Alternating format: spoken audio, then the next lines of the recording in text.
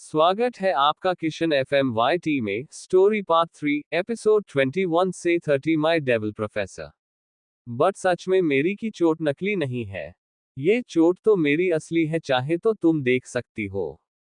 उसके इतना कहते ही कामना ने कसकर अपने हाथों की मुट्ठी बना ली थी, क्योंकि चाहे कोई कितना भी कह ले पर कंदन की रिंग फिंगर में तो उसने रिंग नहीं पहनाई थी। इसका मतलब था कि उनकी सगाई आधी अधूरी ही हुई थी। इसके बाद उन दोनों की कुछ कपल फोटोज हुई और फैमिली फोटोज भी हुई। ये सारी फोटोज सारिका ने वेदिका के फोन में भेज दी थी। वेदिका इस वक्त अपार्टमेंट में अपने रूम में बैठी हुई थी। उसने टीवी चला रखा था। वह टीवी ही देख रही थी कि एकदम से उसके फोन में बीप की आवाज आई। यह आवाज काफी सारे मैसेज की थी। वेदिका ने खुद से कहा, इतने सारे मैसेज मुझे कौन भेज रहा है। इतना कहते हुए वह बेड से उठी और उसने कॉफी टेबल पर पड़ा हुआ अपना फोन उठा लिया। लॉक स्क्रीन पासवर्ड खोलने के बाद वेदिका ने अपना व्हाट्सएप खोला तो देखा उसके व्हाट्सएप में उसकी मॉम सारिका ने काफी सारी फोटोज भेजी हुई थी। वेदिका वही बेड पर बैठ गई और अपने फोन की स्क्रीन की तरफ देखने लगी। जैसे जैसे वह फोटोज आगे करती जा रही थी वैसे वैसे इसका मुंह हैरानी से खुलता जा रहा था। वेदिका ने खुद से ही कहा, no this is not possible, Kandan भाई ने सगाई कर ली। ये सब कैसे हो सकता है। वह बहुत ही हैरान थी। इसी हैरानी के चलते उसने अपनी मां सारिका को फोन लगा दिया। 3-4 रिंग जाने के बाद उधर से सारिका ने फोन उठा लिया तो वेदिका ने तुरंत कहा, मॉम ये सब क्या है, कंदन भाई की सगाई। How is this possible. Sarika ने मुस्कुराते हुए कहा, सॉरी बेटा, तुझे मैं बताना चाहती थी पर इतनी जल्दी और सारी तैयारी की वजह से तुझे बता नहीं पाए, और अगर बता भी देती तो तू कौन आ जाती। तू तो न्यूयॉर्क में है, इसलिए मैंने सोचा तुझे फोटोज भेजकर सरप्राइज कर दूं कि तेरे कंदन भाई ने एंगेजमेंट करवा ली है और अब कुछ ही महीनों में उसकी शादी भी हो जाएगी। इधर से वेदिका ने कहा, पर उन्होंने सगाई कैसे कर ली। वह तो शादी ब्याह इन सब चीजों से बहुत दूर रहने वाले लड़के हैं। तो उन्होंने कैसे सगाई कर ली, वह मान कैसे गए। सारिका ने कुछ पल बाद कहा, वेदिका, हर लड़का अपने आगे खड़ी लड़की की खूबसूरती के आगे झुक ही जाता है। और कामना इतनी खूबसूरत है, इतनी टैलेंटेड लड़की है, बहुत बड़ी लेवल की मॉडल है। वो तो कंदन के पास कोई चारा ही नहीं था। वह तो मुझे लगता है कामना की खूबसूरती के आगे ना करना ही भूल गया। इधर वेदिका ने खुद से ही कहा, नहीं ऐसा नहीं हो सकता, मैं तो भाई से अभी 2 दिन पहले तो मिली थी। उन्होंने तो मुझे ऐसा कुछ भी नहीं बताया। इधर सारिका ने कहा, अच्छा बेटा, अब मैं रखती हूँ। वो क्या है ना, मेहमानों को विदा करने का समय हो गया है, मैं तुमसे बाद में बात करूंगी। इतना कहकर उन्होंने वेदिका की बात सुने बिना ही कॉल काट दिया। वेदिका ने अपने सर पर हाथ रख लिया था। उसे कुछ भी समझ नहीं आ रहा था। वह फिर से उन फोटोज को देखने लगी। फोटोज को देखते हुए उसे एक फोटो नजर आए जिसमें सलीम और लक्षित दोनों कामना और कंदन के आसपास खड़े थे। सलीम को देखते हुए वेदिका ने कहा, ये लंगूर कब आया। मतलब भाई ने इसे अपनी सगाई में बुलाया और मुझे नहीं बुलाया। और यह है क्या, उन्होंने सगाई कैसे कर ली। यार यह भाई भी ना, मुझे लगता है बात बात पर अपना प्लान चेंज करते रहते हैं। खैर भाई से मिलूंगी तो उनसे पूछूंगी, वही बताएंगे कुछ कि उन्होंने ये महान काम क्यों किया। सारा मूड खराब कर दिया भाई ने। उन्होंने साधना को चीट किया है। मना कि साधना को भी कुछ याद नहीं है, पर इसका मतलब ये थोड़ी है कि भाई किसी और से सगाई कर लेंगे। पर इतने सालों में भाई ने किसी दूसरी लड़की की तरफ आंख उठाकर भी नहीं देखा, तो साधना के आने के बाद उन्होंने सगाई कर ली। कुछ तो बड़ा प्लान किया है भाई ने। वेदिका ने एक गहरी सांस ली और उठकर किचन में चली गई, क्योंकि अब तक दोपहर हो गई थी। आज साधना को फर्स्ट डे ऑफिस भी जाना था। वेदिका और साधना आज कॉलेज नहीं गई थी क्योंकि आज उनकी कोई भी इम्पोर्टेंट क्लास नहीं थी। साधना इस वक्त ऑफिस जाने के लिए तैयार हो रही थी। कुछ देर में वेदिका ने डाइनिंग टेबल पर खाना लगा दिया। वह साधना को आवाज देने ही वाली थी कि तभी साधना खुद ही अपने रूम से बाहर निकल आई। वेदिका ने साधना को ऊपर से नीचे तक देखते हुए कहा, किसकी जाने लेने जा रही हो मैडम। साधना ने एक नजर अपने आप को देखा। उसने पीच कलर का अनारकली ड्रेस पहना हुआ था, पैरों में सिंपल सी फुटवियर, कानों में छोटे छोटे इयरिंग, माथे में छोटी सी काले रंग की बिंदी, आंखों में गहरा काजल, बालों की उसने एक चोटी की हुई थी। साधना अपने आप को देखा, फिर उसने वेदिका से कहा, क्या हम सीरियल किलर लग रहे हैं? उसकी बात पर वेदिका को हंसी आ गई। उसने कहा, तू और तेरा भोलापन। मेरे कहने का मतलब था कि कहर ढा रही हो तुम। तुमने पहले ही पूरा कॉलेज अपने पीछे लगा रखा है, अब लगता है मेरे भाई की कंपनी का सारा स्टाफ भी अपने पीछे लगवा लोगी। साधना ने मुंह बनाते हुए कहा, हाँ, हमने किसी को नहीं बोला हमारे पीछे आने के लिए, वह लोग खुद ही आते रहते हैं। इतना कहते हुए वह डाइनिंग टेबल पर बैठ चुकी थी। उसकी बात पर वेदिका ने ना में अपना सिर हिला दिया, जैसे कह रही हो इस लड़की का कुछ नहीं हो सकता। फिर वह दोनों खाना खाने के लिए बैठ गई। उसकी बात पर वेदिका को हंसी आ गई। उसने कहा, तू और तेरा भोलापन।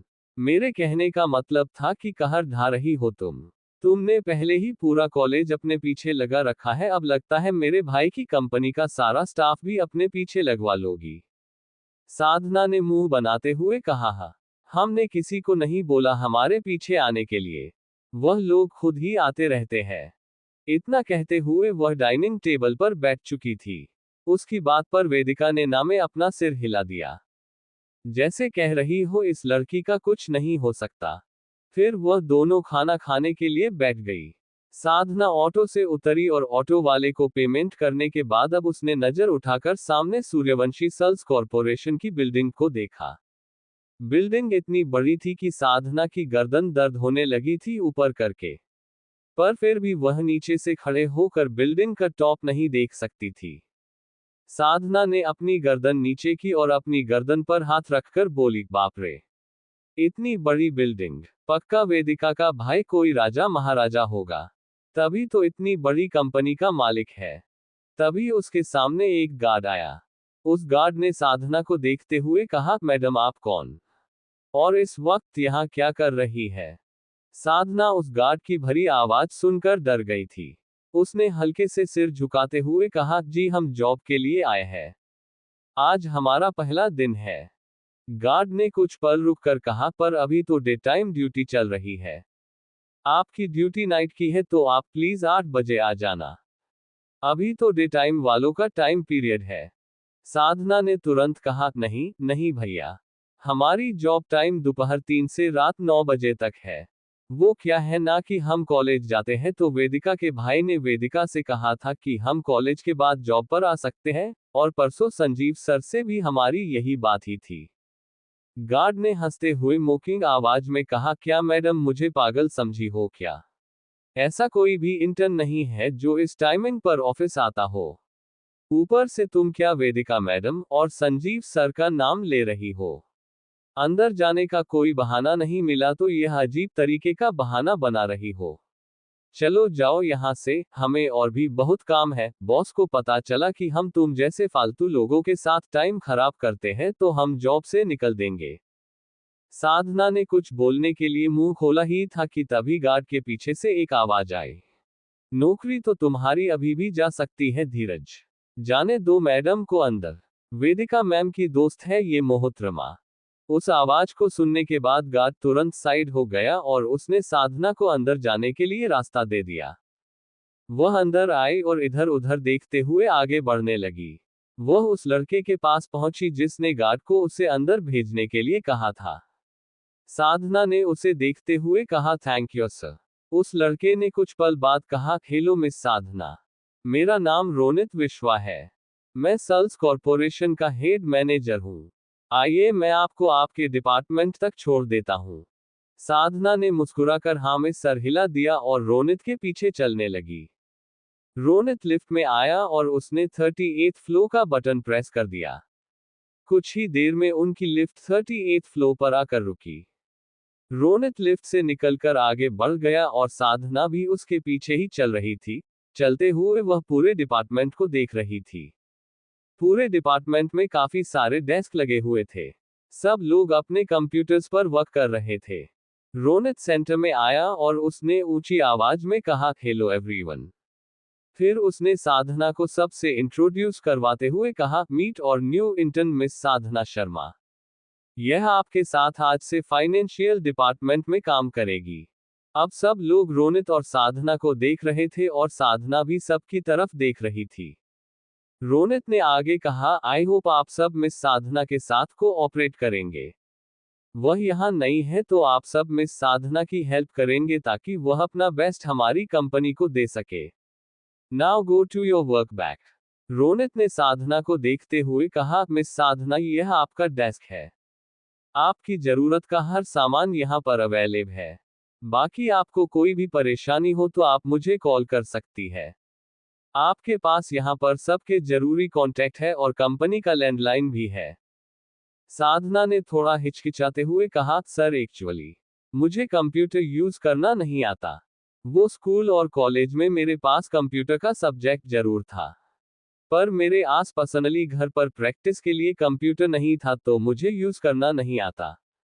रोनित ने मुस्कुराते हुए कहा, इट्स ओके मिस साधना। फिर उसने किसी लड़के को बुलाते हुए कहा, सतपाल जी इधर आइए। सतपाल, जो कि पूरे फाइनेंशियल डिपार्टमेंट का हेड था, वह जल्दी से रोनित और साधना के पास आया। सतपाल ने रोनित से कहा, जी सर।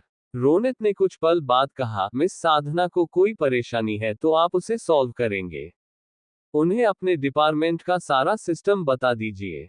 और एक बात ध्यान रहे, मिस साधना को इस डिपार्टमेंट में कोई भी दिक्कत परेशानी हुई तो आप अपनी जॉब से हाथ धो सकते हैं। अब बाकी पूरी बात तो मुझे आपको बताने की जरूरत नहीं है। ये बात रोनित ने सतपाल के कंधे पर से मिट्टी झाड़ते हुए धीरे से कही थी। मिट्टी लगी नहीं हुई थी, वैसे ही कर रहा है वो। सतपाल ने हाँ में सिर हिला दिया तो रोनित वहां से चला गया। वहीं अब सतपाल ने साधना की तरफ देखा और उसे काम समझाने लगा। सारा डिपार्टमेंट साधना की आउटफिट के बारे में बातें कर रहा था। कुछ लड़कियां जिन्होंने काफी छोटे और स्टाइलिश कपड़े पहने हुए थे वह साधना से जल रही थी, उसकी खूबसूरती से जल रही थी। वहीं कुछ लड़के थे जो साधना को देखते आहें भर रहे थे।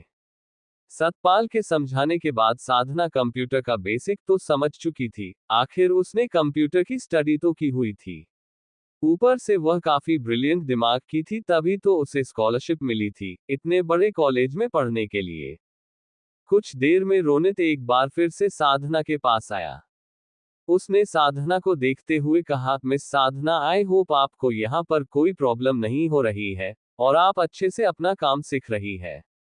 साधना ने अपनी जगह से खड़े होते हुए कहा, जी सर, मुझे कोई परेशानी नहीं हो रही और मैं काम सीख रही हूँ। रोनित ने कुछ पल बाद कहा, ओके, यह आपका ज्वाइनिंग लेटर है, आप अच्छे से रीड कर लीजिए फिर इस पे साइन कर दीजिए।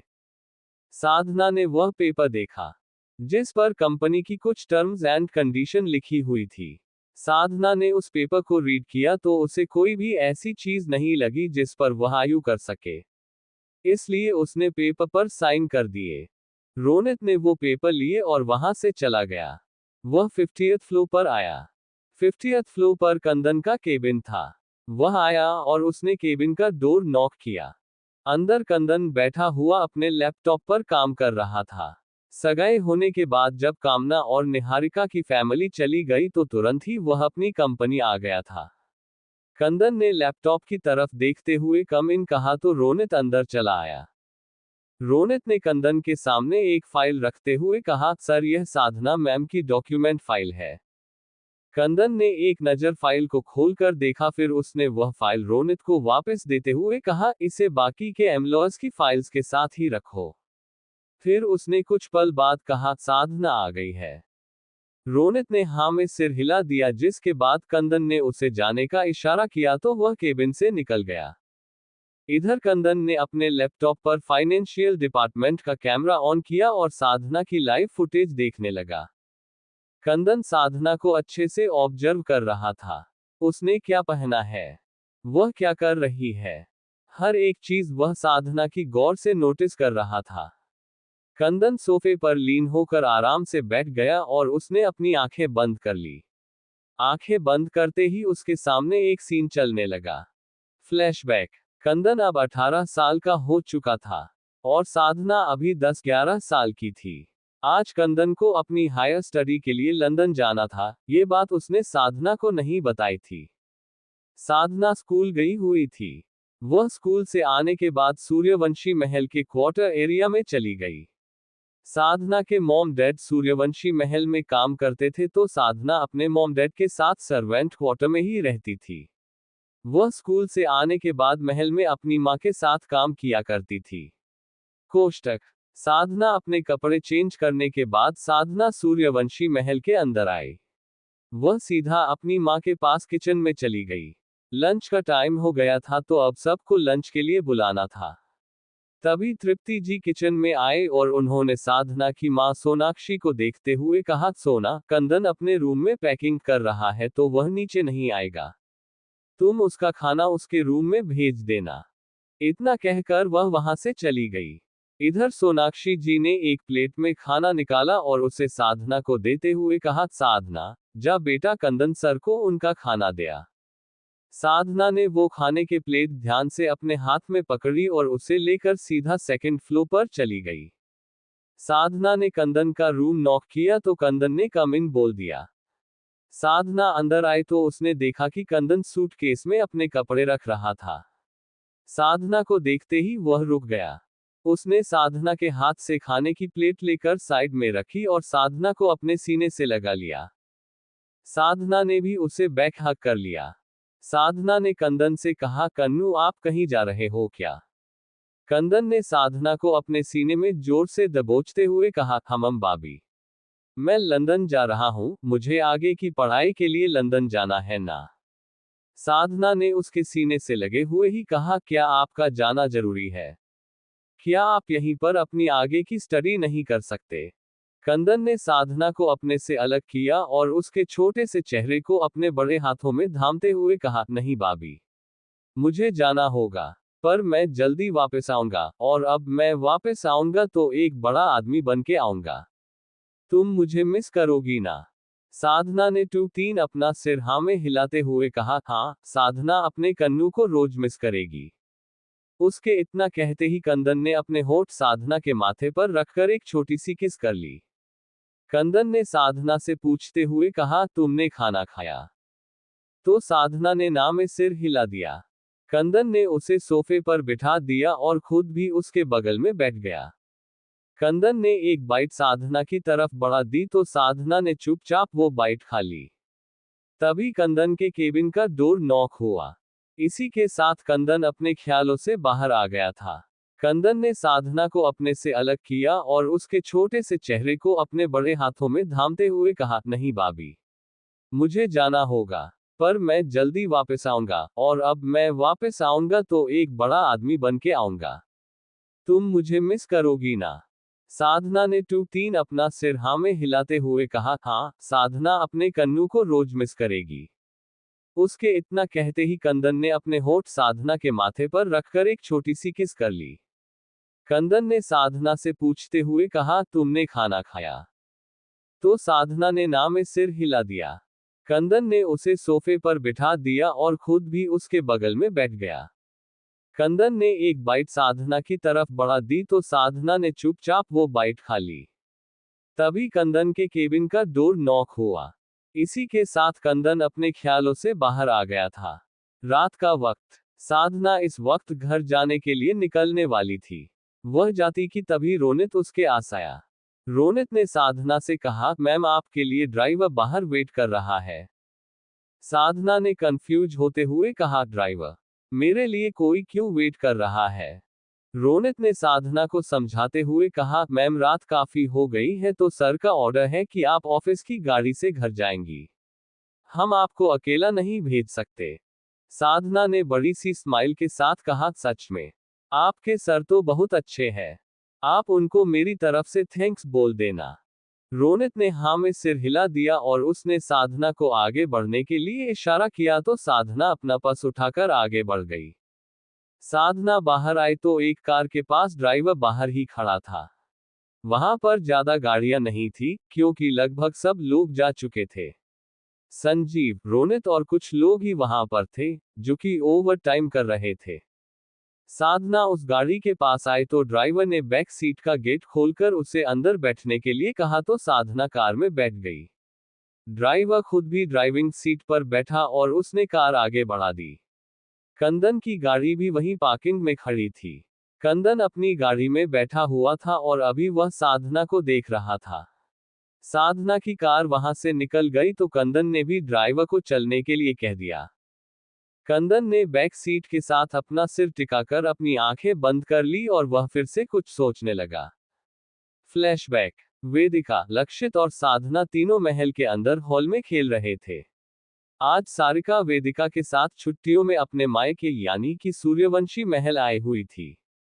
वेदिका, लक्षित और साधना तीनों छोटे थे इसलिए तीनों महल में इधर उधर खेलते हुए भाग रहे थे। वह तीनों छुपन छुपाए खेल रहे थे। उन तीनों के ऐसे खेलने से पूरे महल में मिट्टी मिट्टी हो गई थी। कुछ देर में सारिका वेदिका के साथ अपने घर मल्होत्रा हाउस चली गई थी। लक्षित और कंदन भी दोनों ट्यूशन के लिए गए हुए थे। महल में तृप्ति जी थी, उन्होंने बच्चों को खेलते हुए देख लिया था। पर उन्हें लक्षित और वेदिका का साधना के साथ खेलना पसंद नहीं आया था। तृप्ति जी ने गुस्से के साथ महल को एक नजर देखा। फिर उन्होंने वही रही साधना को देखा, जो कि बहुत खुश नजर आ रही थी। तृप्ति जी ने अपने कदम साधना के तरफ बढ़ा दिए। वह साधना के पास आकर रुकी और उसका कान जोर से मरोड़ते हुए गुस्से में बोली, बहुत मजा आया ना खेलकर। पूरे महल को गंदा करके रख दिया। चल अभी के अभी सफाई कर।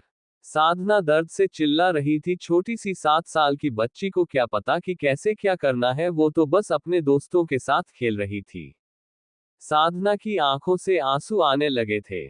साधना रोते हुए बोल रही थी, आह भाभी माँ, छोड़ दीजिए, साधना को दर्द ही रहा है। तृप्ति जी ने साधना का कान और जोर से मरोड़ते हुए कहा, अब चल सफाई कर सारे हॉल की। एक भी जगह मुझे मिट्टी नहीं दिखनी चाहिए। इतना कहकर उन्होंने साधना का कान छोड़ दिया और वहां से चली गई। साधना कुछ पल तो अपने छोटे से कान को सहलाते हुए रोती रही। फिर वह एक जगह पर गई जहां सफाई का सारा सामान रखा हुआ था। साधना ने वहां से झाड़ू लिया और हॉल में आकर सारे हॉल की सफाई करने लगी। वह छोटी सी थी पर उसके माँ बाप को उसने हाल में सफाई करते कई बार देखा था, इसलिए वह भी लगी हुई थी अपना काम करने। साधना ने पूरे हॉल में अपने नन्हे हाथों से झाड़ू लगाया, फिर पोछा लगाया। सारा काम होने के बाद वह रोते हुए अपने क्वार्टर में चली गई। कुछ देर बाद कंदन और लक्षित अपनी ट्यूशन से वापस आ चुके थे। ज्यादातर तो साधना महल में ही होती थी, पर अभी वह नहीं थी तो 13 साल का कंदन साधना के क्वार्टर में चला आया। वह कई बार साधना के क्वार्टर में आ चुका था। कंदन अंदर आया तो साधना बेड पर मुंह के बल लेटी हुई रो रही थी। कंदन ने जब साधना का सिसकना सुना तो वह एकदम से साधना के पास आया। उसने साधना को खड़ी करके बिठाया तो उसने साधना से उसके रोने की वजह पूछी। साधना ने रोते हुए कहा, अब हम महल में नहीं जाएंगे। हम ना लक्षु और वेदु के साथ महल में नहीं खेलेंगे। कंदन ने साधना को अपने गले से लगाकर उससे उसके रोने की वजह फिर से पूछी तो साधना ने रोते और सिसकते हुए सब कुछ कंदन को बता दिया। कंदन को सारी बात सुनने के बाद बहुत गुस्सा आ रहा था, पर वह खुद अभी बच्चा ही था इसलिए कुछ कर नहीं सकता था। उसने साधना को चुप करवा दिया और उसको बहुत पैम्पर भी किया। पर उस दिन के बाद से साधना के दिल में ये डर बैठ गया था, जिसके चलते जब भी वेदिका महल आती तो साधना उसके साथ महल में नहीं खेलती थी, बल्कि वेदिका साधना के क्वार्टर में आ जाया करती थी तो वह दोनों वहां खेल लिया करती थी। कंदन जैसे जैसे बड़ा हो रहा था वह महसूस कर सकता था कि उसकी मां साधना के साथ बिल्कुल भी अच्छा बिहेव नहीं करती थी, पर वह अभी के लिए अपना गुस्सा कंट्रोल करता गया। कंदन को सारी बात सुनने के बाद बहुत गुस्सा आ रहा था, पर वह खुद अभी बच्चा ही था इसलिए कुछ कर नहीं सकता था। उसने साधना को चुप करवा दिया और उसको बहुत पैम्पर भी किया। पर उस दिन के बाद से साधना के दिल में ये डर बैठ गया था, जिसके चलते जब भी वेदिका महल आती तो साधना उसके साथ महल में नहीं खेलती थी, बल्कि वेदिका साधना के क्वार्टर में आ जाया करती थी तो वह दोनों वहां खेल लिया करती थी। कंदन जैसे जैसे बड़ा हो रहा था वह महसूस कर सकता था कि उसकी मां साधना के साथ बिल्कुल भी अच्छा बिहेव नहीं करती थी। पर वह अभी के लिए अपना गुस्सा कंट्रोल करता गया। अगला दिन कॉलेज में साधना और वेदिका इस वक्त कॉलेज की अपनी क्लास अटेंड करके ही कैंटीन में आई थी। तभी उन दोनों के पास राघव और उसका ग्रुप आकर रुका। राघव और उसके चारों दोस्त साधना और वेदिका के आसपास रुक गए। राघव ने साधना की तरफ अपना हाथ बढ़ाते हुए कहा, हेलो साधना, कैसी हो तुम? साधना ने उसे देखते हुए धीरे से कहा, हम अच्छे हैं। आप कैसे हैं राघव जी? राघव ने वेदिका की तरफ देखते हुए कहा, हम भी ठीक है। आपको एक गुड न्यूज में देने आए थे। उसकी यह बात सुनते ही वेदिका ने कंफ्यूजन से कहा, गुड न्यूज? कैसी गुड न्यूज? राघव और उसके सारे दोस्त मुस्कुराने लगे और फिर राघव ने कहा, 2 दिन बाद कॉलेज में फ्रेशर पार्टी है जो कि हम सीनियर्स ने तुम सब फ्रेशर्स के लिए ऑर्गेनाइज की है, तो तुम आने वाली हो ना साधना? साधना ने एक नजर वेदिका को देखा, फिर उसने राघव से कहा, पार्टी की क्या टाइमिंग होगी? वो क्या है ना, अगर रात की पार्टी हुई तो हम नहीं आ पाएंगे। तभी राघव ने कहा, 2 दिन बाद संडे है तो हम लोग दिन में ही पार्टी रखने वाले हैं। उसकी बात सुन साधना खुश हो गई थी क्योंकि उसे स्कूल और कॉलेज में की फंक्शंस और पार्टी बहुत पसंद थी। इसलिए उसने खुशी से चहकते हुए कहा, हाँ दिन की पार्टी है तो हम जरूर आएंगे। उसके चेहरे की यह मुस्कुराहट देखकर पता नहीं क्यों पर राघव के दिल की धड़कनें बहुत तेजी से दौड़ने लगी थी। उसके चेहरे के एक्सप्रेशन एकदम से चेंज हो गए थे। राघव ने हड़बड़ी में अपनी जगह से उठते हुए कहा, ठीक है तो फिर हम पार्टी की तैयारी करते हैं। तभी वेदिका ने कहा, हाँ वैसे भी तुम लोगों को कौन सा पढ़ाई करनी है, जाकर पार्टी की तैयारी कर लो क्योंकि वैसे भी दिन रात तो तुम लोग पार्टीज में ही रहते हो। उसकी बात सुनकर राघव के दोस्तों को गुस्सा तो बहुत आ रहा था पर राघव के चलते उन्होंने वेदिका की बात का कोई जवाब नहीं दिया। वो सब जबरदस्ती की मुस्कुराहट मुस्कुराते हुए वहां से चले गए। इधर साधना को पता नहीं क्यों पर कुछ अजीब सा महसूस हो रहा था। उसे वॉमिटिंग फील हो रही थी और चक्कर भी आ रहे थे। साधना ने वेदिका की तरफ देखा जो अपना सैंडविच खाते हुए उसे कुछ न कुछ बता रही थी। साधना ने वेदिका से कहा, हम थोड़ी देर में आ रहे हैं, हमें ना वॉमिटिंग फील हो रही है। वेदिका ने एकदम अपना सैंडविच नीचे रख दिया और वह साधन की चेयर की तरफ जाकर उसके कंधे पर हाथ रखते हुए बोली, क्या हुआ, तुम्हें वॉमिटिंग क्यों फील हो रही है? तुमने कुछ ऐसा वैसा तो नहीं खाया? साधना ने अपनी चेस्ट पर हाथ रखते हुए कहा, पता नहीं पर हमें अजीब लग रहा है। इतना कहकर वह गर्ल्स वॉशरूम की तरफ चली गई। अगली क्लास उनकी बिजनेस मैनेजमेंट की थी। साधना वॉशरूम गई और उसने वॉमिटिंग की। वॉमिटिंग करने के बाद उसे थोड़ा सा रिलीफ जरूर फील हो रहा था, पर उसे चक्कर आ रहे थे। वेदिका तुरंत वॉशरूम में आई। उसने साधना को देखते हुए कहा, साधना अगर तुम ठीक नहीं हो तो हम घर चलते हैं, तुम घर जाकर आराम कर लो। साधना ने अपनी अध खुली आंखों से वेदिका को देखते हुए कहा, नहीं वेदिका हम ठीक हैं। बस यह एक आखिरी क्लास अटेंड करनी है, उसके बाद तो वैसे भी घर ही जाना है, फिर हम थोड़ी देर रेस्ट करके ऑफिस चले जाएंगे। वेदिका को इस वक्त साधना की बहुत चिंता हो रही थी। उसने साधना के माथे पर हाथ रखते हुए देखा तो उसे बुखार तो नहीं था, पर फिर भी साधना का चेहरा एकदम से पीला पड़ गया था। वेदिका ने उसे सहारा दिया और क्लास में ले आए। उसका बिल्कुल भी मन नहीं था कि साधना क्लास अटेंड करे, इसलिए उसने बिना साधना को पता चले कंदन को साधना की कंडीशन के बारे में बात दिया। कंदन के हाथ में ही मोबाइल था। उसने उसे तुरंत साधना को घर ले जाने के लिए कहा। वेदिका ने साधना को देखते हुए उससे कहा, साधना चलो हम घर चलते हैं, अभी प्रोफेसर नहीं आने वाले और तुम्हें कॉलेज के बाद ऑफिस भी जाना है, तो तुम अभी घर चलो, थोड़ी रेस्ट कर लेना। प्लीज मना मत करना, मुझे तुम्हारी टेंशन हो रही है इसलिए कह रही हूं, प्लीज। अब तक साधना की तबीयत और भी ज्यादा बिगड़ती जा रही थी, तो उसने वेदिका से कोई जिद नहीं की। वह दोनों क्लास से निकली और कॉलेज के गेट से होते हुए पार्किंग में चली गई। साधना और वेदिका आजकल वेदिका की कार में ही कॉलेज आती थी। वेदिका ने सहारा देकर साधना को पैसेंजर सीट पर बिठाया और खुद ड्राइविंग सीट पर आकर बैठ गई। वह जल्दी से जल्दी घर पहुंचना चाहती थी ताकि वह डॉक्टर को बुला सके। करीब आधे घंटे बाद साधना और वेदिका अपने अपार्टमेंट के बाहर पहुंची। अपार्टमेंट पहुंचने तक साधना की आंखें बंद हो चुकी थी। वेदिका ने साधना को उठाने की कोशिश की पर वह अब तक बेहोश हो चुकी थी। वेदिका ने तुरंत कंदन को कॉल किया। कंदन ने उसकी कॉल पिक नहीं की। तभी वेदिका ने ध्यान दिया कि उनके अपार्टमेंट की तरफ एक गाड़ी आ रही थी। वह गाड़ी स्पीड से आकर वेदिका और साधना की कार के बगल में रुकी।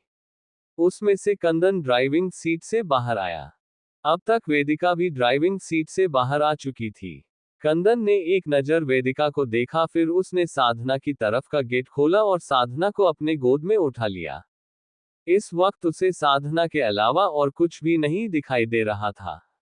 उसे साधना सही सलामत चाहिए थी, जो कि अभी तो बिल्कुल नहीं थी।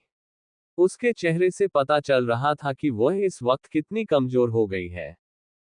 कंदन साधना को लिए अपार्टमेंट के अंदर इंटर कर गया और अपार्टमेंट का दरवाजा खुला ही हुआ था। अंदर सलीम एक लेडी डॉक्टर के साथ यहां पर आया हुआ था। उसे कंदन ने ही इमरजेंसी में फोन करके बुलाया था। कंदन साधना को लिए हुए साधना के कमरे में चला आया। उसने साधना को धीरे से बेड पर लेटा दिया। अब तक रूम में वेदिका, सलीम और वह लेडी डॉक्टर भी आ चुकी थी। उस लेडी डॉक्टर ने सबकी तरफ देखते हुए कहा, आप सब बाहर जाइए प्लीज, मुझे पेशेंट को चेक करना है। उनके इतना कहते ही वेदिका, सलीम और कंदन रूम से बाहर निकल चुके थे। वही डॉक्टर साधना को ऑब्जर्व करने लगी थी। कंदन हाल में इधर उधर घूम रहा था। वही वेदिका चुपचाप खड़ी उसे देख रही थी।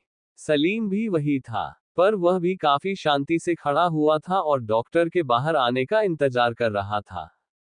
वेदिका को थोड़ी हैरानी तो हुई थी सलीम को यहां देखकर, पर सलीम वहां आया है तो जाहिर सी बात है उसे कंदन ने ही बुलाया होगा। करीब 15 मिनट बाद डॉक्टर कमरे से बाहर आए और उन्होंने कंदन को देखते हुए कहा, मिस्टर सूर्यवंशी, मुझे आपको कुछ बात बतानी है। इतना कहकर उन्होंने वेदिका और सलीम की तरफ देखा तो कंदन ने उन्हें बोलने का इशारा किया। डॉक्टर ने गहरी सांस ली और कहा, मिस्टर सूर्यवंशी, साधना मैडम 2 वीक प्रेग्नेंट है और चक्कर आना, वॉमिटिंग होना, वीकनेस फील होना, ये सब प्रेगनेंसी में नॉर्मल है। डॉक्टर की बात सुनकर वेदिका का मुंह हैरानी से खुल गया था। सलीम को थोड़ी सी हैरानी हुई थी, पर वह जानता था कि साधना और कंदन 1 नाइट स्टैंड कर चुके हैं तो ये होना कोई बड़ी बात नहीं थी। पर यह सब के लिए एक अनएक्सपेक्टेड न्यूज थी। कंदन ने डॉक्टर से आगे बोलने का इशारा किया तो डॉक्टर ने कहा, मैडम अभी सो रही हैं, मैंने उन्हें एक इंजेक्शन दिया है। उन्हें कुछ देर में होश हो जाएगा। मैं कुछ प्रिकॉशन लिखकर दे देती हूँ, वो आप मैडम को देते रहिएगा और मेरी माने तो आप एक बार मैडम को अस्पताल ले आएगा, ताकि उनका प्रॉपर बॉडी चेकअप हो सके, साथ ही बच्चे का भी प्रॉपर चेकअप हो जाएगा। कंदन ने डॉक्टर की बात पर हाँ में सिर हिला दिया। उसने एक नज़र सलीम को देखा तो सलीम ने डॉक्टर से प्रिकॉशन स्लीप ले ली और उसे बाहर छोड़ने के लिए चला गया। यहाँ वेदिका अभी भी हैरानी से खड़ी थी। उसने कंदन को देखते हुए कहा, भाई साधना प्रेग्नेंट कैसे हो सकती है? जहां तक मुझे तो इतने दिनों में पता चला कि उसका कोई बॉयफ्रेंड नहीं है, तो फिर कैसे? कंदन ने उसे घूर कर देखा तो वेदिका एकदम से चुप हो गई। पर अभी भी उसे उसके सवालों का जवाब नहीं मिला था कि साधना प्रेग्नेंट कैसे हो सकती है। कंदन ने वेदिका को इग्नोर किया और साधना के कमरे की तरफ चला गया। अंदर जाकर वह दूर से ही कुछ कल साधना को देखता रहा। फिर उसने धीरे से अपने कदम साधना की तरफ बढ़ा दिए। वह साधना के सिरहाने बैठ गया। उसने साधना के माथे पर प्यार से छोटी सी किस कर ली। कंदन कुछ बोल नहीं रहा था। वह चुपचाप साधना को देखते हुए कुछ सोच रहा था। उसके दिमाग में इस वक्त बहुत कुछ चल रहा था। कंदन कुछ पल ऐसे ही बैठा रहा, फिर वह साधना के कमरे से बाहर निकल आया। कंदन ने बाहर आकर वेदिका से कहा, साधना का ध्यान रखना, और अगर कोई भी प्रॉब्लम हो तो मुझे फोन कर देना। इतना कहकर वह वेदिका की कोई बात सुने बिना अपार्टमेंट से निकल गया। कंदन ने वेदिका को इग्नोर किया और साधना के कमरे की तरफ चला गया। अंदर जाकर वह दूर से ही कुछ कल साधना को देखता रहा। फिर उसने धीरे से अपने कदम साधना की तरफ बढ़ा दिए। वह साधना के सिरहाने बैठ गया। उसने साधना के माथे पर प्यार से छोटी सी किस कर ली। कंदन कुछ बोल नहीं रहा था। वह चुपचाप साधना को देखते हुए कुछ सोच रहा था। उसके दिमाग में इस वक्त बहुत कुछ चल रहा था। कंदन कुछ पल ऐसे ही बैठा रहा, फिर वह साधना के कमरे से बाहर निकल आया। कंदन ने बाहर आकर वेदिका से कहा, साधना का ध्यान रखना, और अगर कोई भी प्रॉब्लम हो तो मुझे फोन कर देना। इतना कहकर वह वेदिका की कोई बात सुने बिना अपार्टमेंट से निकल गया। कुछ देर बाद सलीम वापस आया। उसके हाथ में अब वो मेडिसिन्स थी जो कि डॉक्टर ने प्रिकॉशन स्लीप में लिखी थी। सलीम के आते ही वेदिका अपनी जगह से खड़ी हो गई। वो चुपचाप सलीम को देख रही थी। सलीम आया, उसने इधर उधर देखा तो वहां कंदन नहीं था, जिसका मतलब है वो यहां से जा चुका है। सलीम ने कॉफी टेबल पर मेडिसिन रखते हुए कहा, ये मेडिसिन्स है, साधना को होश आते ही उसे दे देना। इतना कहकर सलीम बिना वेदिका को एक नजर देखे वहां से जाने के लिए मुड़ गया। सलीम 2 कदम चला ही था कि वेदिका ने उससे कहा, 1 मिनट। भाई ने तुम्हें सब कुछ बताया होगा ना साधना के बारे में? तो क्या तुम्हें यह बात हैरान नहीं कर रही कि साधना प्रेग्नेंट कैसे है? सलीम वेदिका की तरफ मुड़ा। उसने मुस्कुराते हुए कहा, तुम अभी तक नहीं समझी। वेदिका उससे कंफ्यूज होकर देखने लगी तो सलीम ने आगे कहा, they spent there one night with each other. Vedika ने हैरान होते हुए कहा, व्हाट? पर कब? मतलब मुझे साधना ने क्यों नहीं बताई ये बात? सलीम ने गहरी सांस लेकर वेदिका को सब कुछ बता दिया कि जब साधना मुंबई आई थी उसी दिन किसी ने उसके साथ ट्रेजेडी करी थी, और साधना ड्रग्स के नशे में कंदन के पास पहुंची थी। वेदिका ने हैरानी से अपने सिर पर हाथ रखते हुए कहा, ओह माय गॉड, ये तो किसी मूवी की तरह लग रहा है जिसमें हीरोइन नशे में हीरो के पास पहुंची और हीरो ने जब उसकी इंफॉर्मेशन निकलवाई तो पता चला कि वह लड़की तो उसका बचपन का प्यार है। सलीम ने मुस्कुराते हुए अपना सिर हिला दिया। तभी वेदिका ने फिर से कहा, पर अब भैया क्या करेंगे? मतलब साधना प्रेग्नेंट है और भाई तो अभी साधना के सामने आने नहीं वाले थे, तो अब क्या करेंगे वो? सलीम ने गहरी सांस लेते हुए कहा, वो जो भी करेगा सोच समझ कर ही करेगा। तुम अभी के लिए साधना को कुछ भी मत बताना। कंदन सब अपने आप संभाल लेगा। इतना कहकर वह एक बार फिर से जाने के लिए मुड़ गया। पर तभी वेदिका ने उसका हाथ पकड़ते हुए कहा, and what about us Salim? Salim ने इस बार वेदिका की तरफ मुड़ने की जहमत नहीं उठाई। उसने अपनी आंखें बंद करते हुए कहा, वेदिका तुम कौन सी बात कर रही हो? हमारे बारे में क्या? तुम अच्छे से जानती हो हमारे बीच कुछ नहीं था और ना ही कुछ है। उसके इतना कहते ही वेदिका की आंखों में आंसू भर चुके थे। वह अपनी आंसू भरी आंखों से सलीम की पीठ को देख रही थी। वेदिका ने धीरे से सलीम का हाथ छोड़ दिया। सलीम तुरंत वहां से निकल गया। उसने एक बार भी मुड़कर वेदिका की तरफ नहीं देखा था। वेदिका ने खुद से कहा, तुम चाहे कुछ भी कहो सलीम, पर मैं तुम्हें नहीं भूल सकती। मेरे दिल में जो तुम्हारे लिए फीलिंग्स है उन्हें मैं इग्नोर नहीं कर सकती। हाँ मानती हूँ तुम आसानी से हाँ नहीं करोगे, पर मैं भी हार मानने वालों में से नहीं हूँ। मैं तुम्हारा इंतजार करूंगी, तुम्हारी हाँ का इंतजार करूंगी, चाहे मुझे उम्र भर यह इंतजार क्यों न करना पड़े। इतना कहकर वेदिका ने एक और अपने गालों पर लुढ़क कर आए हुए आंसुओं को बड़ी लजाकत के साथ साफ कर लिया। रात के करीब 8 बजे साधना होश आई। उसने धीरे धीरे अपनी आंखें खोली। आंखें खोलते ही उसकी आंखों के सामने सीलिंग दिखाई दे रही थी। साधना ने कुछ पल सीलिंग की तरफ देखा। उसने अपने सिर पर हाथ रख लिया क्योंकि उसे उसके सिर में बहुत दर्द हो रहा था। जब वेदिका, जो कि सोफे पर ही बैठी हुई साधना के जागने का इंतजार कर रही थी, को पता चला कि साधना को होश आ चुका है, वह सोफे से उठकर भागते हुए साधना के पास आए। उसने साधना को उठकर बैठने में मदद की। साधना को अपने सिर में दर्द हो रहा था तो उसने अपने सिर पर हाथ रखे हुए ही कहा, मुझे क्या हुआ था? वेदिका ने कुछ रुककर कहा, तुम बेहोश हो गई थी। मैंने डॉक्टर को बुलाया था तो उन्होंने तुम्हें कुछ हेल्थी खाने के लिए बोला है, साथ ही उन्होंने मेडिसिन भी दी है। फिर उसने कुछ पल बाद कहा, तुम यहीं बैठो, मैंने तुम्हारे लिए खिचड़ी और दलिया बनाया है, वो लेकर आती हूँ। इतना कहकर वह कमरे से निकल गई और कुछ देर बाद साधना के लिए खिचड़ी और दलिया लेकर आई। वेदिका ने साधना सामने दलिया और खिचड़ी रखते हुए कहा, मैंने फर्स्ट टाइम अकेले कुकिंग की है, आई डोंट तीनों कैसा बना है। पर अब जैसा भी बना है तुम्हें खाना ही पड़ेगा, मैं और नहीं बनाने वाली। उसकी बात पर साधना हल्के से मुस्कुरा दी। वेदिका ने उसे अपने हाथ से खाना खिलाना शुरू कर दिया था। दूसरी तरफ सूर्यवंशी सेल्स कॉरपोरेशन। सलीम इस वक्त कंदन के सामने उसके केबिन में बैठा हुआ था। उसके हाथ में साधना की पुरानी रिपोर्ट्स थी, जब वह कोमा में गई थी और जब इसकी मेमोरी लॉस हुई थी। शुरू से लेकर अब तक की सारी रिपोर्ट सलीम के सामने रखी हुई थी। सलीम ने वह रिपोर्ट्स पढ़ने बाद एक गहरी सांस ली। फिर उसने कंदन से कहा, साधना रिकवर कर सकती है, पर उसके लिए उसकी मेंटल थेरेपी चलेगी और उसे काफी लंबा मेडिसिन का कोर्स भी करना होगा। क्योंकि अगर साधना को जब वह कोमा से बाहर आई थी तभी मेडिसिन दी जाती तो शायद अब तक साधना वह सब कुछ याद आ जाता। पर साधना ने कोमा से बाहर आने के बाद कोई भी मेडिसिन नहीं खाई है, जिससे कि उसका माइंड रिकवर करे, और अगर हम इतने सालों बाद ये थेरेपी स्टार्ट करते हैं तो उसका रिजल्ट थोड़ा मुश्किल है, पर नामुमकिन नहीं है। इस सेशन में काफी टाइम भी लग सकता है। कंदना ने उसकी बात पर कोई जवाब नहीं दिया। वह चुपचाप सलीम की सारी बातें गौर सुन रहा था। सलीम ने आगे कहा, पर अब जबकि वह प्रेग्नेंट है तो हमें साधना के लिए एक्स्ट्रा केयरफुल रहना होगा। वह ऐसे ही कोई भी मेडिसिन नहीं खा सकती। अगर वह अपने दिमाग की रिकवरी के लिए मेडिसिन खाएगी तो हो सकता है बेबी पर असर पड़े।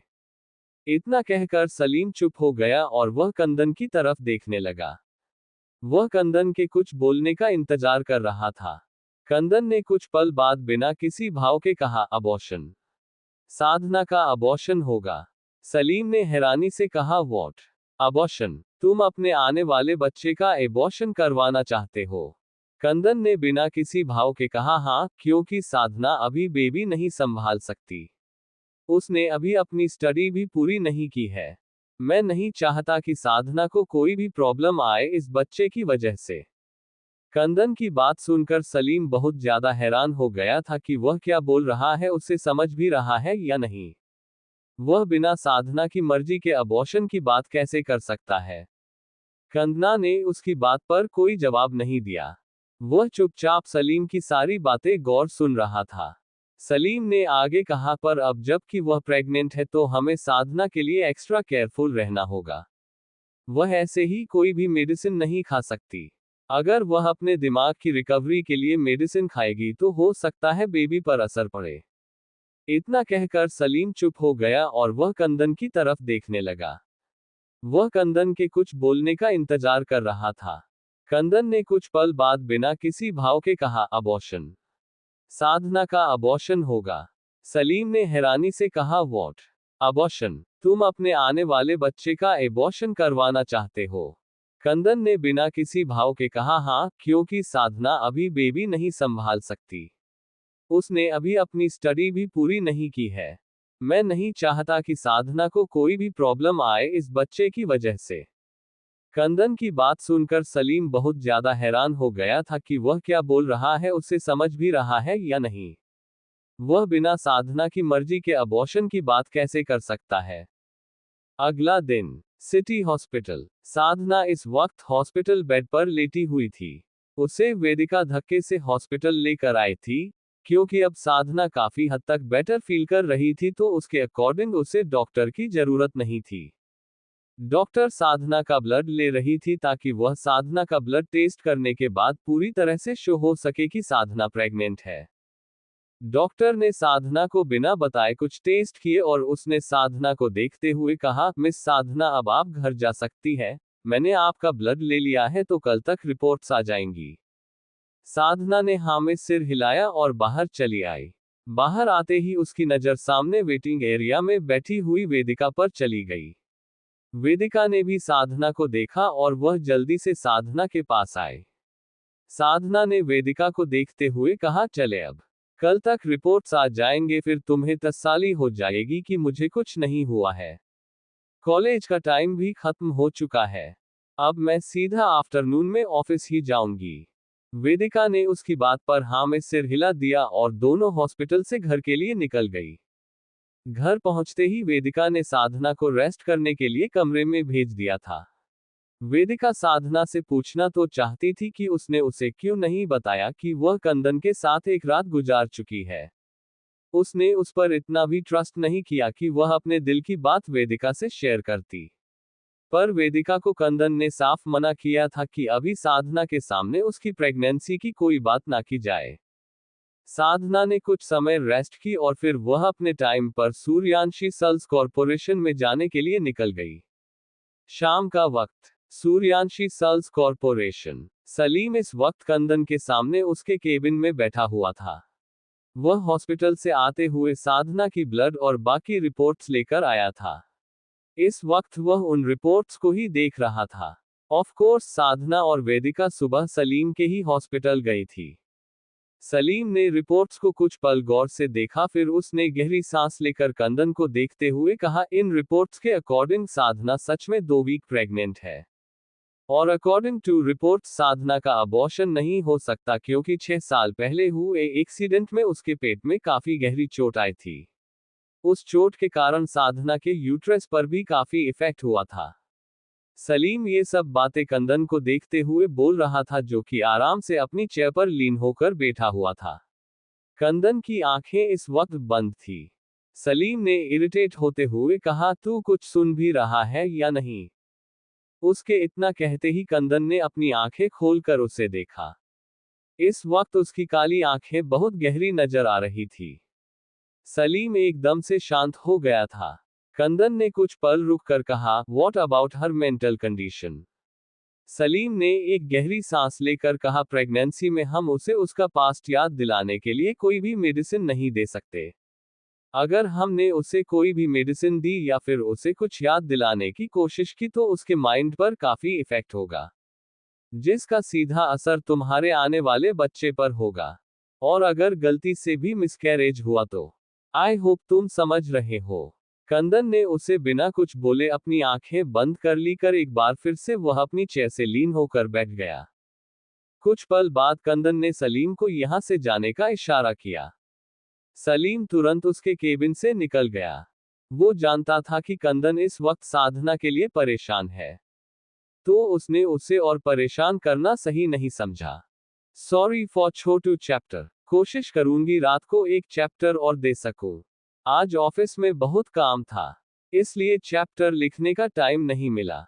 बट डोंट वरी, अब साधना और कंदन की नजदीकियां आपको देखने को मिलेंगी। सलीम ने एक गहरी सांस लेकर कहा, प्रेगनेंसी में हम उसे उसका पास्ट याद दिलाने के लिए कोई भी मेडिसिन नहीं दे सकते। अगर हमने उसे कोई भी मेडिसिन दी या फिर उसे कुछ याद दिलाने की कोशिश की तो उसके माइंड पर काफी इफेक्ट होगा, जिसका सीधा असर तुम्हारे आने वाले बच्चे पर होगा। और अगर गलती से भी मिसकैरेज हुआ तो आई होप तुम समझ रहे हो। कंदन ने उसे बिना कुछ बोले अपनी आंखें बंद कर ली कर एक बार फिर से वह अपनी चेयर से लीन होकर बैठ गया। कुछ पल बाद कंदन ने सलीम को यहां से जाने का इशारा किया। सलीम तुरंत उसके केबिन से निकल गया। वो जानता था कि कंदन इस वक्त साधना के लिए परेशान है, तो उसने उसे और परेशान करना सही नहीं समझा। रात का वक्त, साधना अभी इस वक्त ऑफिस से निकली थी।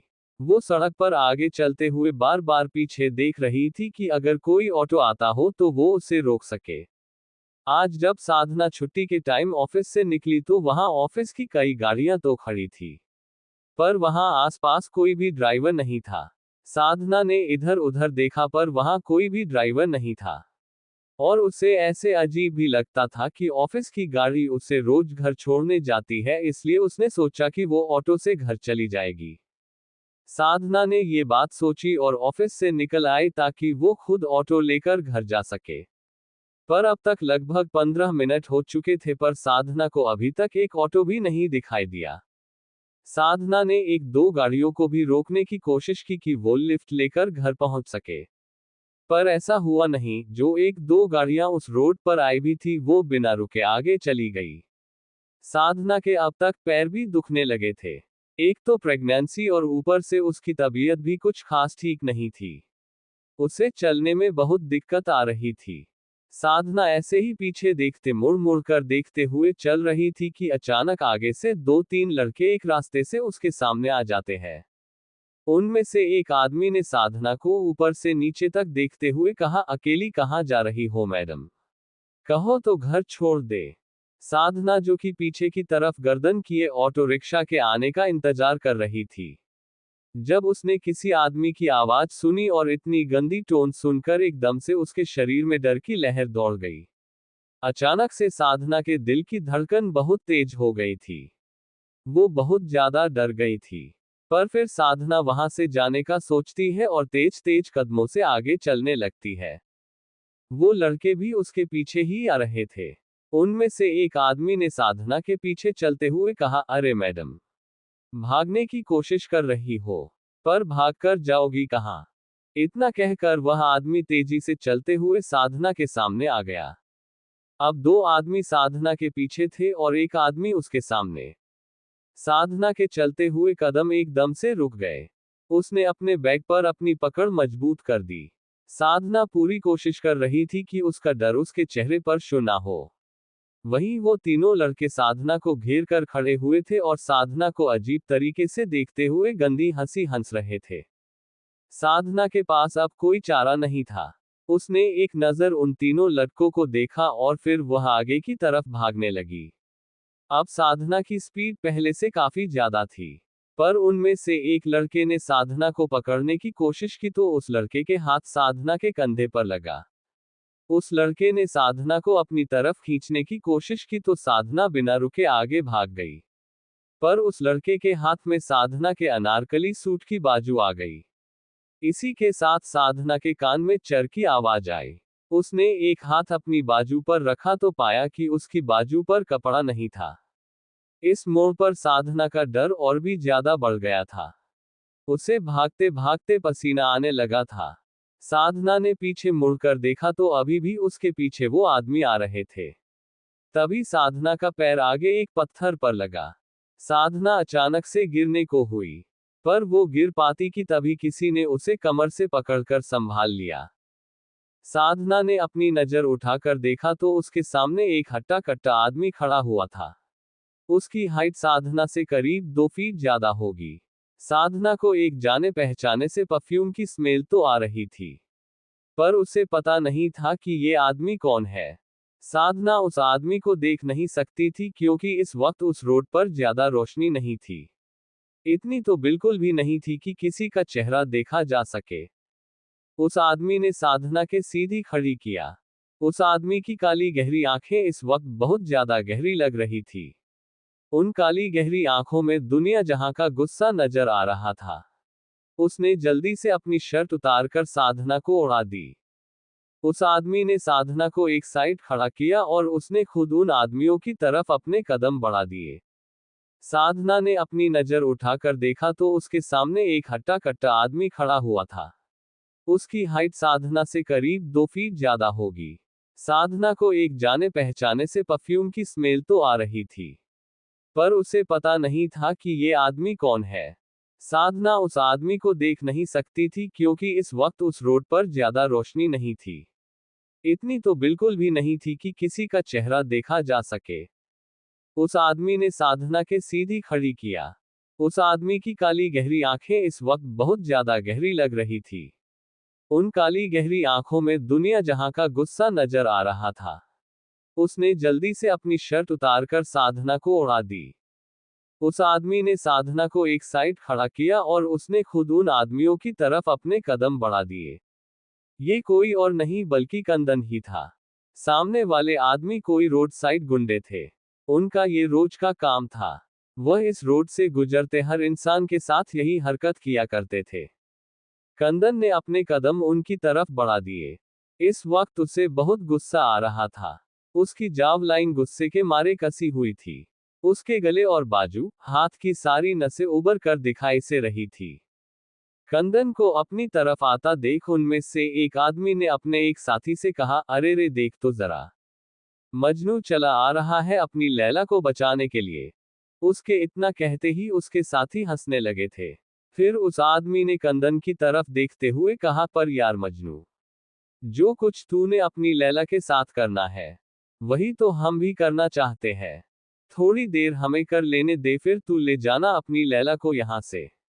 हमारे थोड़ी देर के मजे हो जाएंगे और तेरी तो सारी जिंदगी के मजे हैं ही। इतना कहकर वह तीनों जोर जोर से हंसने लगे थे।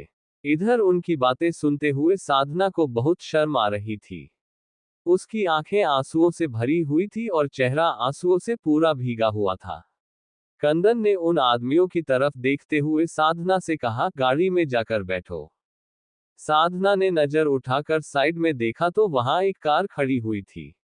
साधना बिना कुछ सोचे समझे गाड़ी की तरफ बढ़ गई और उसका गेट खोलकर अंदर बैठ गई। इधर उन लोगों की ऐसी घटिया बकवास सुनकर कंदन का गुस्सा आउट ऑफ कंट्रोल हो गया था। उसने एकदम से बिना सामने वाले को संभलने का मौका दिया उस आदमी के मुंह पर जोरदार मुक्का दे मारा। वो आदमी कंदन के इस अटैक के लिए बिल्कुल भी तैयार नहीं था और वो एक झटके से नीचे गिर गया। उसके नाक से और होठों के किनारों से खून आ रहा था। बाकी दोनों आदमियों का ध्यान उस गिरे हुए आदमी पर था कि इधर कंदन ने एक और आदमी के पेट में जोर से लात मारी। वो आदमी भी कंदन के इस अटैक के लिए रेडी नहीं था। वो भी कंदन के लात मरने से दूर जाकर गिरा। वहीं वो तीसरा आदमी जिसने इतनी देर में ये तो समझ लिया था कि उसके सामने खड़ा आदमी कंदन काफी पावरफुल है।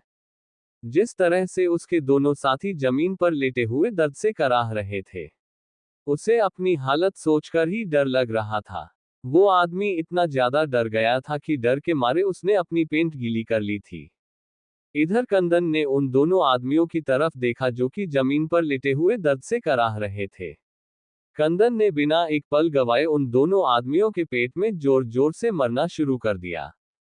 कंदन की दोनों लेग्स बराबर उन दोनों आदमियों पर अटैक कर रही थी। कंदन उन दोनों आदमियों को मारने में बिजी था। इसी बात का फायदा उठाकर उस तीसरे आदमी ने वहां से भागने की कोशिश की। उसने अभी 4 कदम भागने के लिए आगे बढ़ाए ही थे कि एकदम से एक गोली उसकी लात पर आकर लगी। वो आदमी वहीं गिर गया।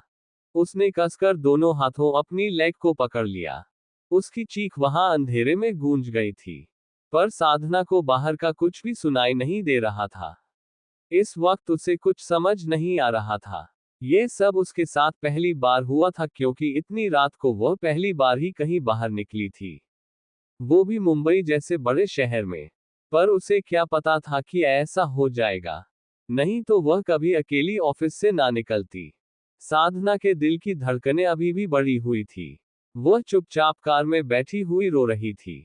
वो आजकल की लड़कियों की तरह स्ट्रांग नहीं थी। वो तो अपने हक के लिए बोल भी नहीं सकती थी, तो ये सिचुएशन वो कैसे संभालती। उसे हमेशा से यही सिखाया गया था कि लड़की को अपनी मर्यादा में रहना चाहिए। उसे लड़कों से लड़ने की या उनसे बहस करने की कोई जरूरत नहीं थी।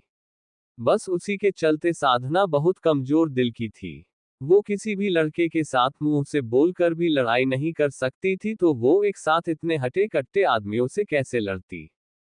साधना ने धीरे से अपने आंसू पोंछे और उसने ऊपर की तरफ देखते हुए कहा, थैंक यू भगवान जी। थैंक यू सो मच कि आपने किसी को मेरी हेल्प करने के लिए भेज दिया। नहीं तो आज मेरे साथ पता नहीं क्या होता। वो ये सब बातें कह ही रही थी कि तभी उसकी नजर कंदन की तरफ गई।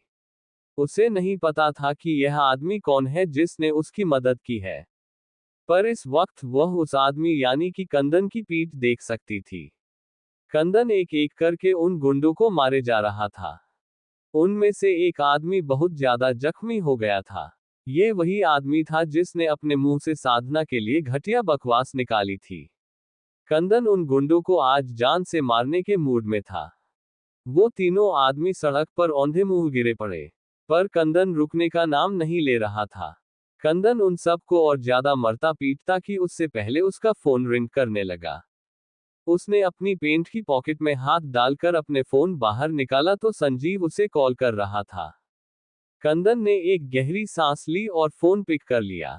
उधर से संजीव कुछ कहता कि कंदन ने गुस्से में भड़कते हुए कहा, एक काम भी तुम लोग अच्छे से नहीं कर सकते। एक जिम्मेदारी तुम्हें दी थी मैंने, वो भी मेरी गलती है कि इतनी बड़ी जिम्मेदारी तुम लोगों को दे दी। तभी दूसरी तरफ से संजीव ने कहा, वी आर सॉरी बॉस। इधर कंदन ने गुस्से में अपने दांत भींचते हुए कहा, तुम्हारी सॉरी का क्या करूं मैं? यू नो वेरी वेल कि मेरी डिक्शनरी में सॉरी नाम की कोई चीज नहीं है। Here you get only one thing for mistake and that is punishment. Fire the driver from the job. Suspend Ronald for a month. And yes, get your 1 month's salary with bonus deducted from the finance team. फिर उसने कुछ पल रुककर कहा, मैं तुम्हें location भेज रहा हूं। आकर सारा मैस क्लियर करो। इतना कहकर कंदन ने बिना संजीव की बात सुने कॉल कट कर दी। इधर संजीव ने एक गहरी सांस ली क्योंकि उन्होंने बहुत बड़ी गलती कर दी थी और अपनी पनिशमेंट का उन्हें पहले से ही अंदाजा था। इधर साधना का मुंह हैरानी से खुला हुआ था और वो भी कंदन की पीठ को देख रही थी। इधर कंदन ने गुस्से में अपने दांत भींचते हुए कहा, तुम्हारी सॉरी का क्या करूं मैं? यू नो वेरी वेल कि मेरी डिक्शनरी में सॉरी नाम की कोई चीज नहीं है। Here you get only one thing for mistake and that is punishment. Fire the driver from the job. Suspend Ronald for a month. And yes, get your 1 month's salary with bonus deducted from the finance team. फिर उसने कुछ पल रुककर कहा, मैं तुम्हें location भेज रहा हूं। आकर सारा मैस क्लियर करो। इतना कहकर कंदन ने बिना संजीव की बात सुने कॉल कट कर दी।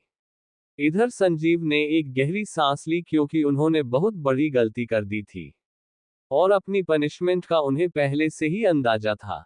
उन्हें साधना को रात को घर पर सही सलामत छोड़ने की जिम्मेदारी मिली थी और वह सब इसी बात में चूक गए थे तो पनिशमेंट तो मिलनी ही थी।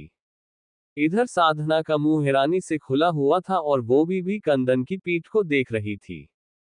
साधना हैरानी से कंदन की पीठ पर बना हुआ टैटू देख रही थी। उसकी पूरी पीठ पर टैटू बना हुआ था। ये कोई नॉर्मल टैटू नहीं था। इस टैटू में एक औरत बनी हुई थी जो कि काफी डरावनी थी और उसके पंख भी थे। उसने ये टैटू कहाँ देखा था, ये बात साधना कभी भूल नहीं सकती थी। उस दिन जब वह पाम पैराडाइज बार से निकली थी तो उसने उस आदमी जिसके साथ उसने रात गुजारी थी का चेहरा नहीं देखा था, पर उस आदमी की पीठ जरूर साधना ने देखी थी और उसकी पीठ पर सेम यही टैटू बना हुआ था। इसीलिए तो साधना अभी हैरानी से कंदन की पीठ पर बना हुआ टैटू देख रही थी। कंदन ने फोन काटकर अपनी पेंट की पॉकेट में वापस रखा और उसने एक नजर उन तीनों गुंडों को देखा। फिर वह साधना की तरफ मुड़ गया, जो साधना अब तक कंदन की पीठ का टैटू देखकर हैरान थी। वो कंदन का चेहरा देखकर और भी ज्यादा हैरान हो गई थी। उसने ये एक्सपेक्ट नहीं किया था कि उसे आज जिसने सेव किया था वो उसका डेविल प्रोफेसर ही है। साधना ने हैरानी से खुद से कहा, प्रोफेसर कंदन, इन्होंने मेरी जान बचाई। एक मिनट, वो सेम टैटू उस इंसान की पीठ पर भी था। क्या जो मैं सोच रही हूँ वही? पर नहीं, ऐसा नहीं हो सकता। मैं उस दिन नशे भी थी, वो इंसान थोड़ी नशे में था। पर अगर ऐसा सच में हुआ तो क्या सोच रही है तू साधना? ऐसा नहीं हो सकता, just relax and think positive. इतना कहते हुए साधना ने अपने सीने पर हाथ रख लिया। इस वक्त उसके दिल की धड़कन काफी बड़ी हुई थी। वो उस बारे में सोचना भी नहीं चाहती थी कि अगर सच में उसने कंदन के साथ रात बिताई होगी तो वो उसे छोड़ेगा नहीं। साधना काफी डर रही थी, पर तभी कंदन ने ड्राइविंग सीट का दरवाजा खोला। वो तुरंत गाड़ी में बैठ गया। उसने साधना को देखते हुए सीरियस टोन में कहा, आर यू मैड अवॉर्ड? तुम इतनी रात को अकेली बाहर रोड पर क्या कर रही थी? वह भी वहां जहां से दूर दूर तक कोई भी गाड़ी आ जा नहीं रही। साधना ने अपना सर झुकाकर कहा, सॉरी प्रोफेसर, वह मैं अभी अपने ऑफिस से आ रही थी। वैसे तो रोज ऑफिस की गाड़ी मुझे घर तक छोड़ने जाती है, पर आज वहां कोई भी ड्राइवर नहीं था तो मुझे अकेले आना पड़ा। मैंने सोचा कि मैं ऑटो ले लूंगी, पर इस रास्ते पर चलते हुए मुझे कोई भी ऑटो या रिक्शा नहीं दिखाई दिया। मैंने एक दो जनों से लिफ्ट भी मांगने की कोशिश की पर कोई भी नहीं रुका। फिर मेरे साथ यह सब। इतना कहते हुए एक बार फिर से उसकी आंखों में आंसू भर चुके। आज उसके साथ कुछ भी हो सकता था। अगर एन वक्त पर कंदन नहीं आता तो पता नहीं साधना की क्या हालत होती। साधना अपनी हालत इमेजिन भी नहीं करना चाहती थी। कंदन ने अपने गुस्से को कंट्रोल करते हुए एक गहरी सांस ली। उसने कुछ पल रुककर साधना से कहा, भाभी, मुझे तुमसे बहुत जरूरी बात करनी है। आई थिंक ये टाइम बिल्कुल भी सही नहीं है, पर तुम्हें बताना भी जरूरी है। इतना कहकर उसने एकदम से साधना की तरफ देखा। साधना के चेहरे पर कंफ्यूजन साफ साफ दिखाई दे रही थी। उसने कंदन से कंफ्यूजन में कहा, क्या हुआ प्रोफेसर कंदन? बताए आपको क्या कहना है। कंदन ने एक गहरी सांस ली। उसने कुछ कहने के लिए मुंह खोला ही था कि तभी उसका फोन बजने लगा। कंदन ने एक बार अपना फोन निकाल कर देखा तो उसे दादी सा फोन कर रही थी। कंदन ने कुछ पल रुककर फोन पिक कर लिया। उसके कॉल पिक करते ही दूसरी तरफ से दादी सा की गुस्से भरी आवाज आई जो कह रही थी, कंदन ये क्या बदतमीजी है। तुम्हारे सास ससुर तुम्हारा कब से वेट कर रहे हैं और तुम हो कि घर आने का नाम नहीं है। हमने तुमसे सुबह ही कहा था कि हमने समधी जी को रात में डिनर के लिए बुलाया है, तुम्हारी और कामना की शादी की तारीख फिक्स करने के लिए। पर तुम हो कि खुद ही यहाँ नहीं हो। जल्दी महल पहुंचो, हम तुम्हारा इंतजार कर रहे हैं।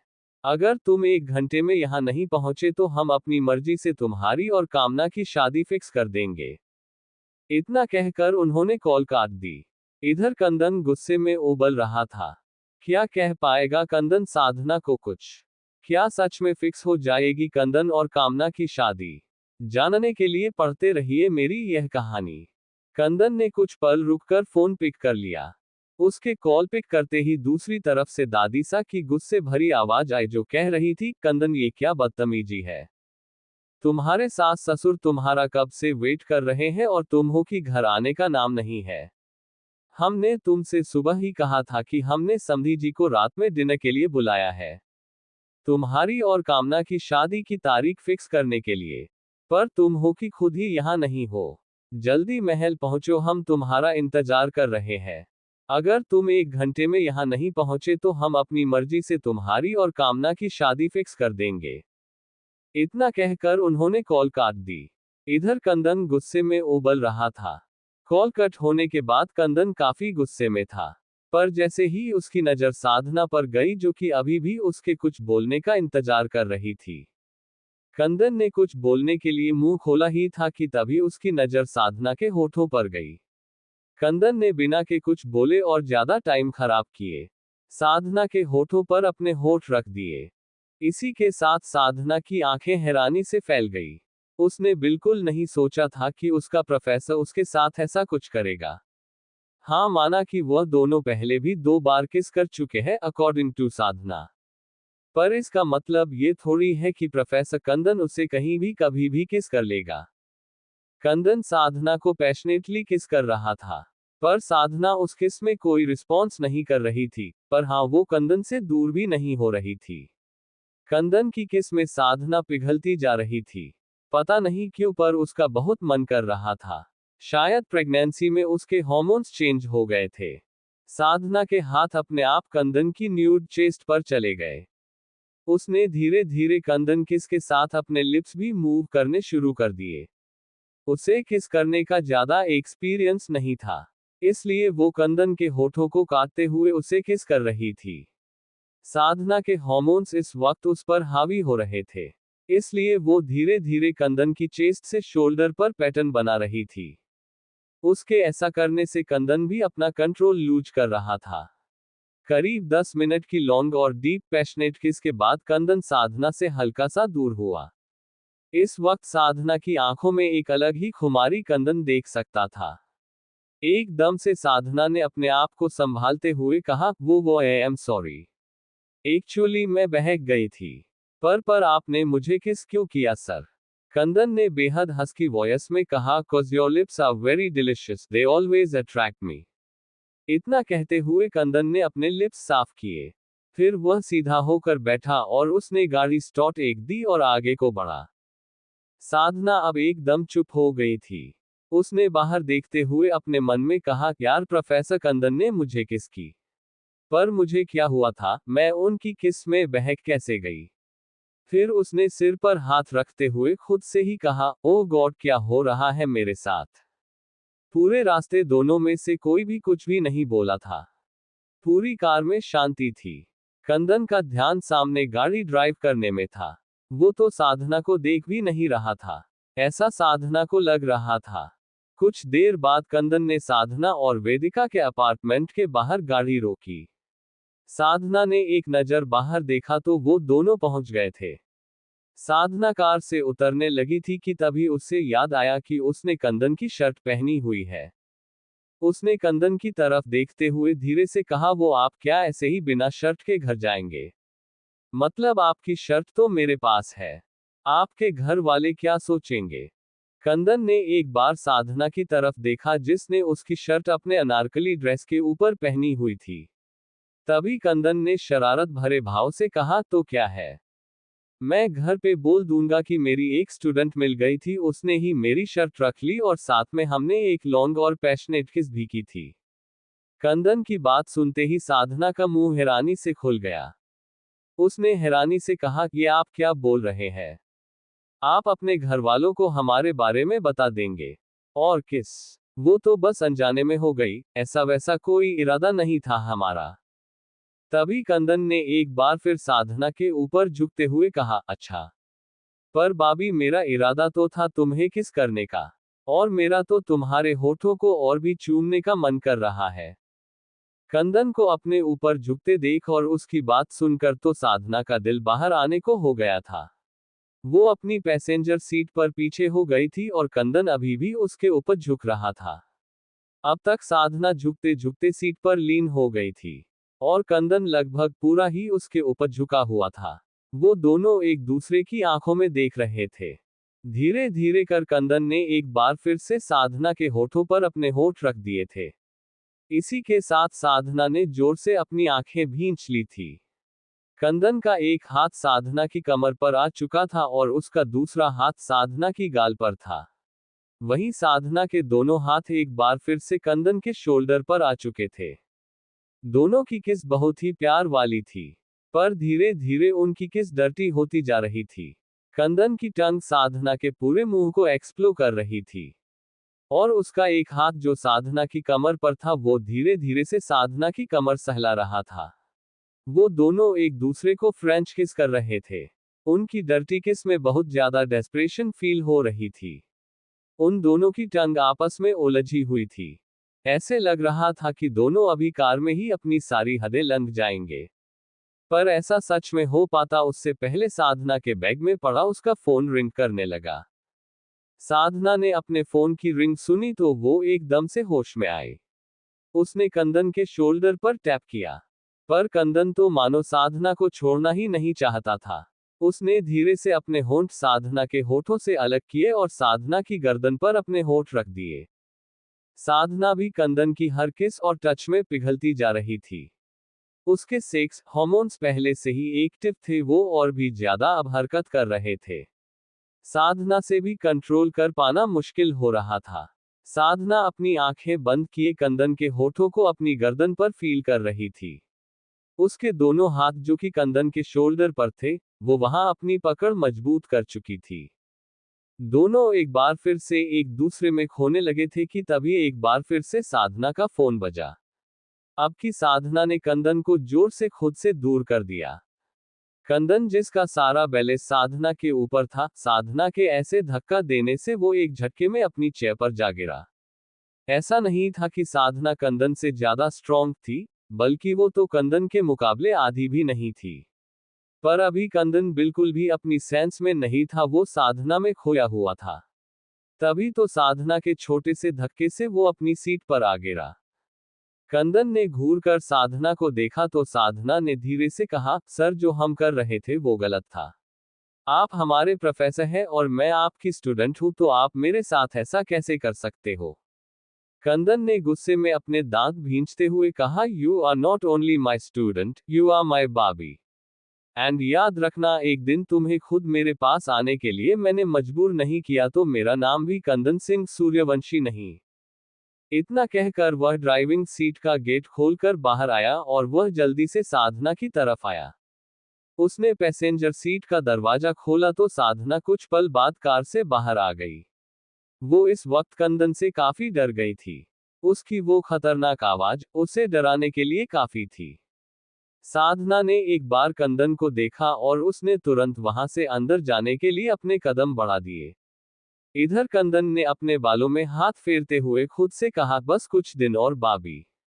कुछ दिन और उसके बाद तो तुम्हें सारी जिंदगी मेरे साथ ही रहना है।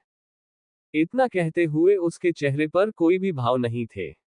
वो ड्राइविंग सीट पर आकर बैठा और उसने गाड़ी की स्पीड एकदम से बढ़ा दी थी। आगे की कहानी में क्या होगा जानने के लिए पढ़ते रहिए मेरी यह कहानी। 10 कमेंट्स आए तो बिग चैप्टर मिलेगा, अदरवाइज नहीं। बाय, मिलते हैं नेक्स्ट चैप्टर में।